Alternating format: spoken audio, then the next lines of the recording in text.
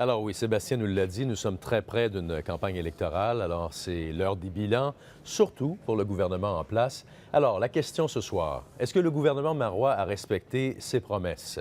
Les réponses avec Hugo Lavallée. On n'a pas vraiment chômé depuis 2012. Pauline Marois l'a répété sur tous les tons.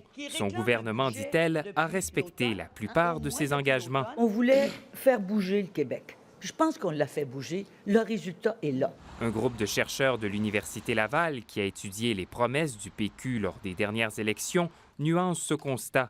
Selon eux, seulement 56 % des engagements du Parti québécois ont été réalisés ou sont en voie de l'être. C'est certain que le Parti québécois a lancé et réalisé tout un tas de promesses symboliques. Et puis ensuite, il y a eu un tassement. Dès son élection, Pauline Marois a aboli la hausse des droits de scolarité et la loi 12 encadrant le droit de manifester. Elle a aussi annoncé la fermeture de Gentilly 2 et le retrait des subventions pour l'exploitation de l'amiante. Le gouvernement a fait adopter une série de lois en matière d'intégrité. Notre gouvernement est en train de faire un sacré ménage. Mais sur le front budgétaire, le bilan est plus mitigé.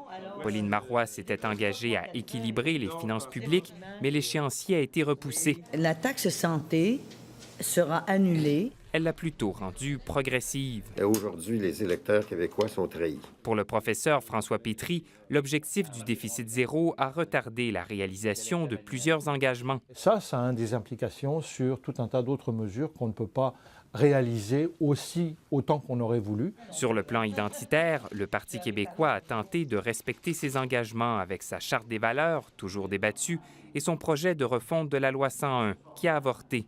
La charte a aussi forcé le gouvernement à mettre en veilleuse d'autres projets. Les énergies se sont mobilisées derrière ce projet qui aurait peut-être pu se mobiliser derrière d'autres projets. Le statut minoritaire du gouvernement et la durée de son mandat expliquent bien sûr en partie son échec à respecter toutes ses promesses.